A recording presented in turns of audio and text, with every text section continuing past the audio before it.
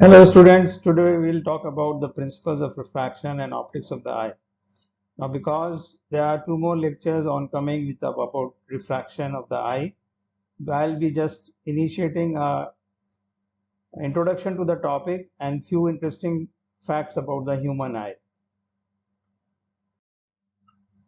So let's go to the very basic issues.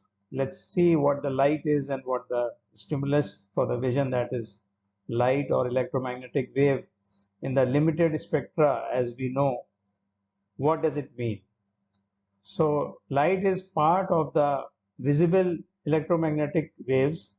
So this is a spectrum which we can see from radio waves up to the gamma rays. This is all a single kind of energy, and we can visualize, or our eyes are sensitive to this limited spectrum ranging from 700 to 400 uh, nanometer of wavelength. And this encompasses the Vibgyor spectrum, and this is the range in which we are able to see things. Although there are other animals which can sense wider spectra, but for humans this is the available range of wavelength which we can detect. So if we look at the various pigments available in the nature which can absorb the visible spectra, you'll find that there are chlorophyll, retinal, and carotenoids. Now, retinal is a common pigment which is used for most of the visual purposes in animals. Chlorophyll is another pigment which is present in plants, and as we can see, it has a majority of absorption spectra at blue and red, and that is why it reflects away the green spectra, and that is why the leaves appear green. Then we have carotenoids which absorb the blue and green, and that is why they appear orange to us. So the complementary part of the spectra which is not absorbed by that particular pigment, that is the color which we see for that pigment. So when it comes to retinal, that is the most common pigment found in animals and including human beings, we'll find it is more sensitive to green, right? Now let us look at the properties of light. Now, as we have seen this in physics in our elementary education, that the light can be reflected, it can be refracted. So here is a nice diagram which shows the effects of refraction, reflection, and absorption. So a pencil of rays which is coming, a part of it is absorbed by that particular surface, part of it is transmitted through, and this is the part of the light which is refracted depending on the refractive index of the interfaces. And then there's a part of the light which is reflected back depending on how reflective the surface is. And then we have the dispersion. Dispersion is something like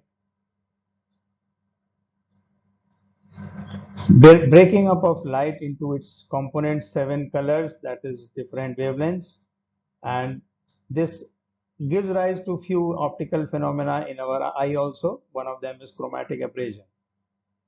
Polarization of light is, as we know, that light can behave as a particle and can behave as a wave, and these waves which are incident are vibrating in all possible meridians for an incident or incoming light, and once they have passed through a birefringent material, these polarized light are able to pass through only in one particular vibration direction, and that is the outgoing light is polarized in a way that it has different optical properties when compared to a normal light.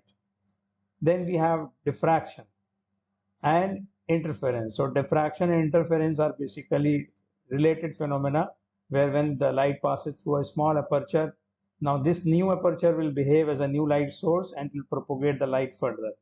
Now interferences, then we have two light apertures, similar light apertures which cause diffraction and behave as an independent light source when the light waves coming in contact with each component of the outgoing spectra will interact, and just like the waves in the pond, if they are ripples are forming on the surface and we have two sources of ripple, these lies will these ripples will cancel or add to each other, and so we have this kind of band formation. This is known as interference. This is an important phenomena occurring which is used in many diagnostic tools used in the ophthalmology. Now coming to the refraction of light, which we are going to see in upcoming lectures also, and part of it will be dedicated for this lecture. Now we should recall the Snell's law. The Snell's law dictates that what will be the bend occurring at the interface of two refractive media, and this is because of the change of the speed of light, and this can be decided by refractive index comparison between the two surfaces. So by definition, the relationship between the angles of incidence and refraction when referring to light passing through a boundary between two different isotropic media such as glass, water, or air. And there's a Snellen's law which will define that what will be the amount of bend which is created. Now this is a visual illustration of what happens when light is refracted. So we can see an incident light coming, striking this surface, which is the interface between air and glass, and is bent towards the normal. Normal means the perpendicular along the surface. So when it enters from a rarer media to a denser media, it bends towards the normal. And similarly here, when it exits from the denser media to the rarer media, it bends away from the normal, which should be corresponding to this line. So similarly, a normal, if we draw it here, so it bends away from the normal. So this is what normally occurs when the light is refracted between two different media with two different refracting index. Now let us look at what happens in the eye, and for understanding this, we should also look at the process of evolution of the eye. Now, eye is a sensory organ in animals, can be defined as an organ which has the ability to respond to light that breaks up the environmental light according to its direction of origin. So if we look at this definition, we need to understand that this definition is trying to differentiate the eye from other situations like a sunflower turning towards the direction of the light, that is the sun. So that is not an eye because it cannot differentiate the incoming incident rays in form of direction or visualize it. It is just responding to that particular stimuli. Similarly, a leaf or a tree branch which is growing towards the area where there's more light is again not an eye. So eye has evolved from a situation which we can see is known as a pit.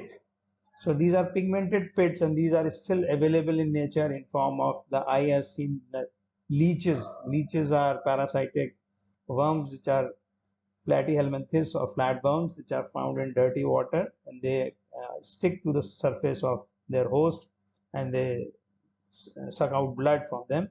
And they have similarly designed eye which consists of a photosensitive layer which is arranged inside a pit.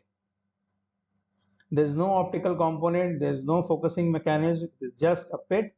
But yes, it has a sense of direction because light coming from one particular direction will illuminate only the specific area of that pigmented surface. So a light ray coming from this direction will strike and illuminate this particular portion of the pit, and this portion will remain dark. So this particular organism can have a sense of direction, that from where that direction the light is coming, and this is how the histopathology of this particular eye is seen. And these are the pits seen on the undersurface of the leech worm. So this is a very primordial example or design of the eye as it has evolved in the nature. Now when we come to these aquatic animals, so we can see a eye which has a lens. Now this is how the life has evolved from water, and the first adaptation for visual system was adapted in water. And as you know that air versus water, the water has a higher refractive index, and these components which are supposed to focus the light, they are in having an interface, not air and that particular tissue, but rather water and the tissue. So for that reason, the refractive index is very less, and that is why the lenses with the fish eye is very round, and that means a larger power, because this lens which is submerged in the eye in the water, that is why we will have a situation where this will need to have much greater refractive power. And this is seen in cephaloid, that is octopus, and they have this kind of design of the eye. Then we have a special kind of arrangement which is seen in mollusks, that is जो CP कहलाता है, जिसमें मोती बनता है. And they have a very unique design of the eye, that the photosensitive layer is designed at the forefront, and then there are mirrors here.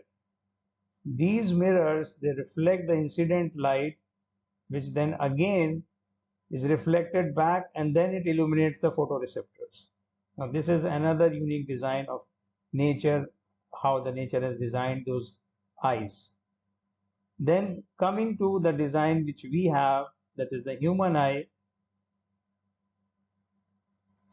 And this eye has optical system which has cornea base. So we have a cornea, and then inside a focusing mechanism which can sense the light, which can focus the light, and then you have a sensory layer, that is the retina, which will sense the light.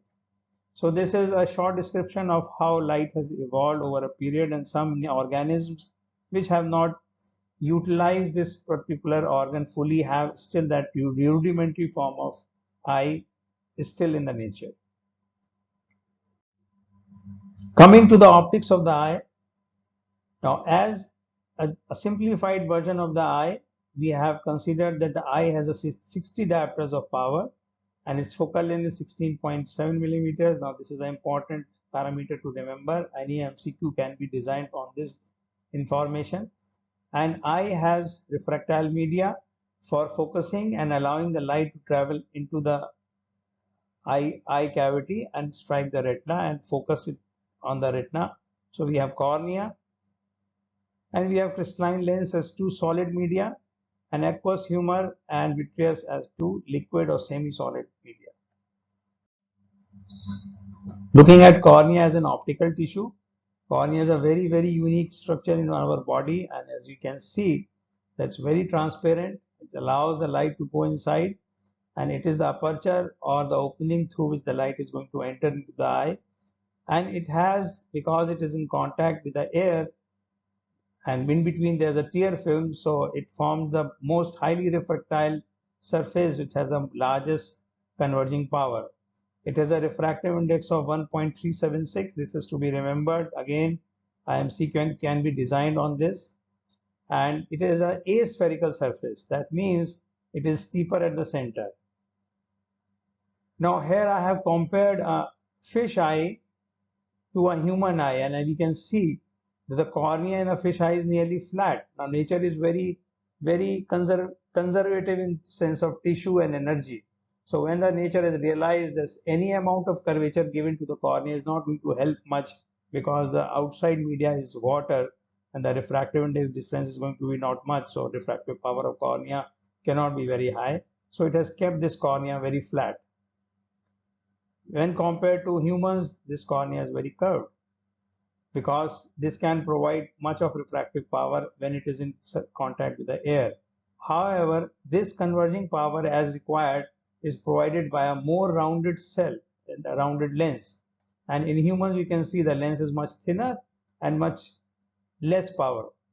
And this comparison can give you an insight again into how the eye has adapted to different organisms according to the environment in which they live. Now let's look at the spherical aberration I've just mentioned. Now we can see that lens with a spherical aberration will have, the problem arises because the periphery of the lens is more powerful, and center of the lens is less curved and less powerful. This is a regular spherical lens. So it has a spherical aberration, and what is happening is that this peripheral part will bend the light rays nearer. It has more power. Central area will bend the light rays a little later. So instead of having a point focus, we now have a larger point which is having a halo around it. So to circumvent that, we can have a lens which is aspherical. So this is not a spherical lens. It is not being cut out of a sphere. And it, as you can see, it has greater converging power, or smaller radius of curvature in the center. And this compensates this difference between the periphery and the center, and as a result we have a point sharp point focus at the single point, so object will appear like a point in comparison to this situation where there's a halo, so it will be a sharp point focus. So this is known as a aspherical lens, and I'm mentioning it just because I've just now mentioned that cornea is aspherical. Now coming back to the property of cornea, cornea provides approximately 2 by 3rd of the total eye converging power, that is something like 40 diopters, and main contributor of the astigmatism. So if you look at the refractive errors, and we'll come to them later on other lectures, we find the cornea is the greatest contributor to the astigmatism. And there's a comparison between a situation where you have a very sharp focus image of the original picture, and then there's a compromise, and if there's a astigmatism, that this is kind of picture you get, that is one portion of the one particular meridian is not focused. Here we can see the vertical meridian is not properly focused and horizontal meridian is focused, and this is the effect of astigmatism in the eye, which is usually caused by corneal irregularities. Now coming to the optical properties of aqueous humor and vitreous humor, these two media I have handled together because these two media are liquid in the eye and have nearly same optical properties.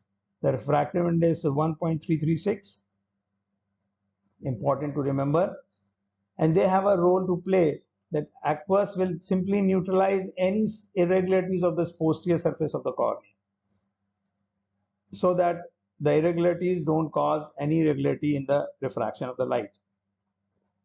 Vitreous is composed of 99% of water with collagen matrix filled by hyaluronic acid. So this is how the vitreous is composed of.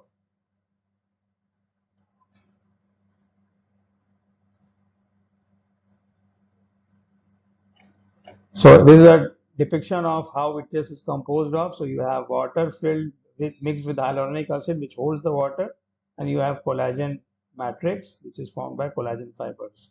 And in between these fibers, you have matrix, which is formed by water along with hyaluronic acid, which has the osmotic capacity to hold the water.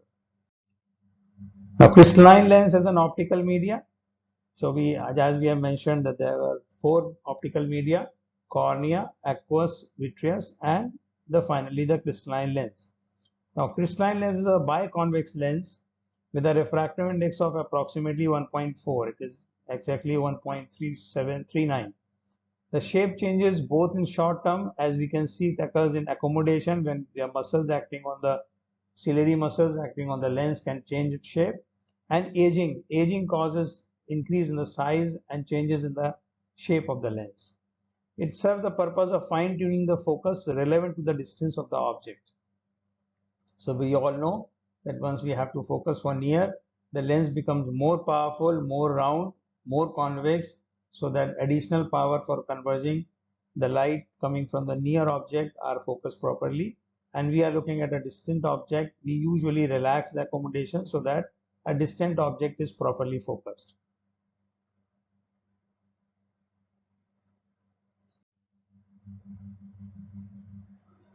Now coming to a very important structure which regulates the optics of the eye and various features of the vision is pupil. The pupil acts as an aperture which will control the amount of light flux that forms images on the retina. Now any camera which has evolved over, and you must have seen that we have a variable aperture available. Now this aperture has so many things to do. It reduces the spherical aberration, because as we have just discussed that a spherical aberration is because of the difference between the refractive power of the center and the periphery of the lens. So if we can cut off the peripheral lights, then we can reduce the spherical aberration. It improves the depth of focus. We'll just come and introduce that. What is depth of focus, as most of you must not be aware of it. Of course, those who are engaged in photography would know that. And it also reduces the chromatic aberration, that is diffraction. So breaking up of the light in its component color is caused by a prism. But this prismatic effect is because of the triangle shape of the cross section of the lens, which is more defined in the periphery, so it can cut off those light and chromatic aberration is reduced. Size of the pupil varies from 2.8 to 8 mm depending on various factors like age. Age causes reduction in the size, that is, the pupil becomes smaller. There are few medications which can change the effect of the size of the pupil. Emotions, when we are afraid, when we are having more adrenaline secreted, the pupils get dilated. And an act of accommodation, when we are focusing for near objects, the pupil constricts. That is again to increase the depth of focus. So you just see what is depth of focus.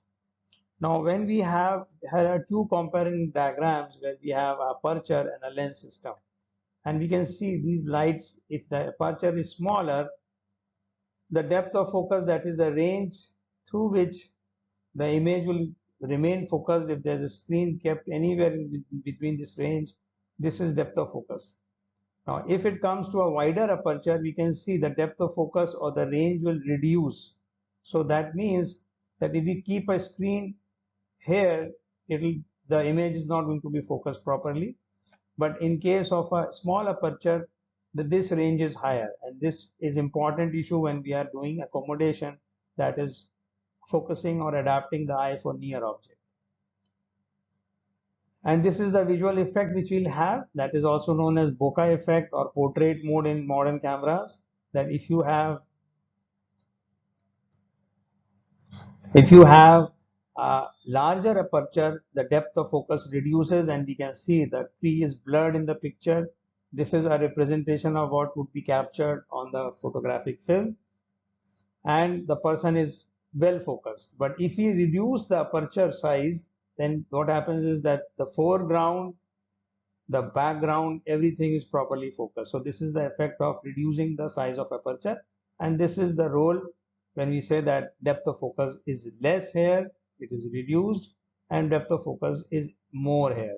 So this is the effect of reducing the size of aperture. Now this is an important slide which you all should remember. The blue are the refractive index of all the available media, the black is the radius of curvature of these media, and red are the dimensions. And this is a diagram which would be available in your books also. So this is an important thing to remember, because numerous times MCQs are designed according to this particular information. Now coming to an interesting phenomenon which is known as angle alpha and kappa. Now this is something I would just touch upon. Somehow the nature has found that if you misalign the optical axis, the visual axis, and pupillary axis, then probably the imaging would be better. And this has happened with the eye also. So in eye I have given it an acronym OPV. This is to remember it easily, so that if you move from temporal area to the nasal area, if you look at the eye from above, and this is supposedly the right eye, if you are looking at it from the above, then this is temporal, this is nasal, and if we find that optical axis, which is designated in green, is the axis which is most outwards. So there stands the word O. Then you have the pupillary axis. Now, optical axis basically the axis which is joining the optical centers of all the optic media, that is cornea, the lens, and the rest of the refractive media. Pupillary axis is a axis which is passing through the center of the pupil and perpendicular to the corneal surface. So this is pupillary axis. And then you have visual axis. Now visual axis is something which is connecting the point of interest to the fovea. So these three axes are slightly misaligned, and the misalignment normal eye is the optical axis is outside, then between you have pupillary axis and the visual axis. So we have OPV acronym. It is easier to remember because O comes before P and then P comes before V. So in alphabetical order, it's easier to remember. Now when you look at this angle formed by the pupillary axis and the visual axis, this is known as angle kappa. And this is of importance because in an eye where these two axes are very widely apart, in these eyes, multifocal lenses or aspherical lenses, when they are implanted after cataract surgery, these patients will have problems. So this is something I just touched upon. It is not very much related to your scope of knowledge, but one should know what is angle alpha, angle kappa, and what is the relationship between these three optical pupillary and visual axis. Now, looking at the eye as an optical instrument, if you look at the eye and if you compare it to a daily use something which we use daily, that is the camera. And nowadays, we have camera in all of our hands in form of a mobile phone. If you look at it, you'll find that there's a photosensitive or light sensitive film which corresponds to our retina, and then you have a diaphragm or iris in the human eye, which will regulate the amount of light going inside and also help in reducing so many aberrations, which is found by the change in the aperture of the pupil or aperture in a camera. And then you have a lens which will be used to fine focus. So lens in the eye is formed by a combination of lens, the aqueous, the lens, crystalline lens, and the vitreous. And then you have the black paint. Now the black paint is corresponding to the choroid, which will absorb any extra light which is not utilized by retina, and it will not cause diffraction of the light and scattering of light inside the eye, so that the images remain sharp. So this is about an introduction to the optics of the eye, and I have not deliberately handled the refractive status, although I'll just introduce that we have some refractive errors in the eye, and this is what a normal eye would look like. A pencil of parallel rays coming from infinity will strike the retina without any effort or accommodation and get focused at the retina. So this is how the normal vision or a normal optic of an eye behaves. But when in a similar situation, that is with a relaxed accommodation, when the pencil of rays coming from infinity, it focuses in front of retina, then you have myopia or short-sightedness, which is the most common refractive error. And then you have hyperopia, where the same pencil of rays coming cannot focus on the retina, but they are focused beyond the retina, that is posterior to it. This is hypermetropia. And then you have a situation where the different meridia of the optical system are having different power, so that they are not getting focused at a single point, and the horizontal or vertical meridia are focusing at a different point. So this is astigmatism, and you have some further more classification of astigmatism, which I'm sure you will learn in upcoming lectures. And we have lectures on 4th June, that is refractive errors, clinical presentation and treatment of emetropia. And then on 5th June, we have qualitative and quantitative evaluation of refractive errors. So these are the upcoming lectures where this same topic will be further dealt in more detail. Thank you.